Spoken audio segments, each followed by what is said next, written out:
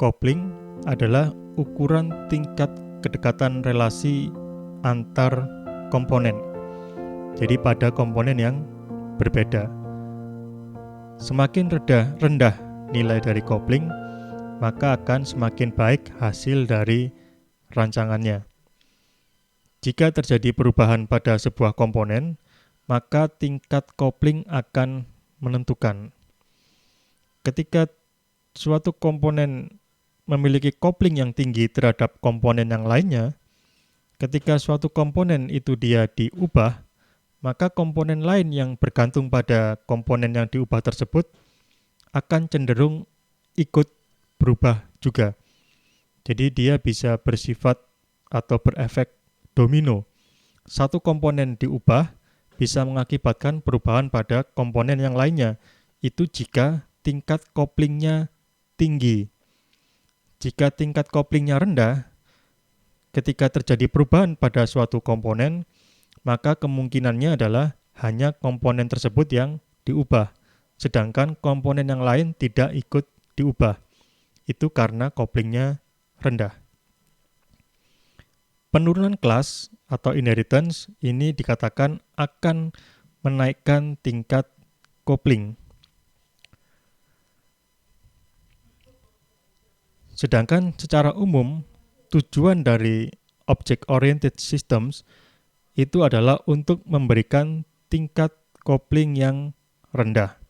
Dalam hal ini, tidak ada shared data atau data yang digunakan bersama-sama atau data yang dibagi ya. Penggunaannya berbagi dengan komponen-komponen yang lain. Karena pada object-oriented system itu sudah ada prinsip-prinsip antara lain encapsulation yang dia mengabstraksi internal dari suatu komponen terhadap dunia luar ya, atau di luar dari komponen tersebut.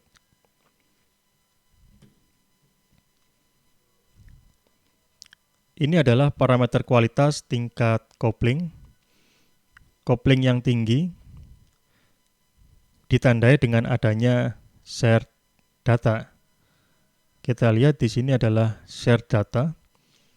Jadi modul A berbagi data dengan modul B, modul C, dan modul D. Ini mengakibatkan antar satu komponen dengan komponen lain memiliki coupling yang tinggi.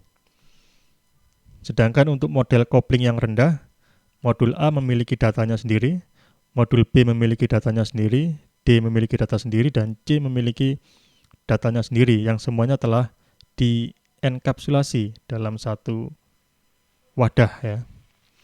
Jadi dia tidak terpisah, tapi dia sudah include di dalam modulnya, menempel pada masing-masing modul.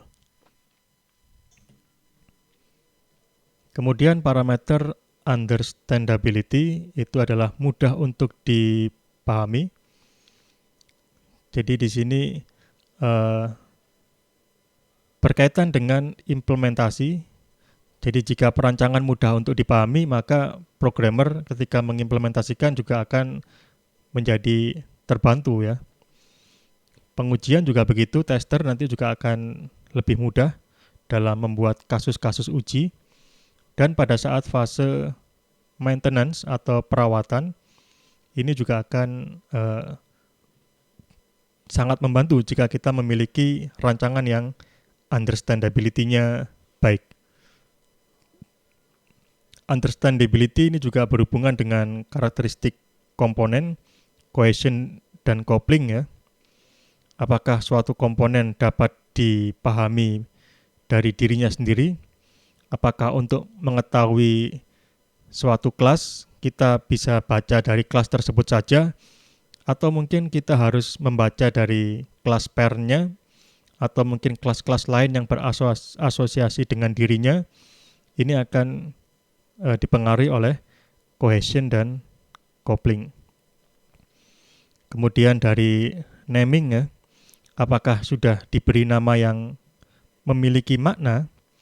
Jadi ini juga terkait dengan convention atau kesepakatan yang biasanya ada, sehingga untuk pemberian nama biasanya memiliki ketentuan-ketentuan tertentu sehingga lebih mudah untuk dipahami. Kemudian dokumentasi, apakah telah didokumentasikan dengan baik. Kemudian kompleksitas, apakah algoritmanya kompleks atau tidak ya algoritma yang dia gunakan. Berikutnya adaptability, yaitu seberapa mudah dilakukan perubahan perancangan. Jadi jika dia adaptability-nya baik, maka dia akan mudah untuk diubah ya.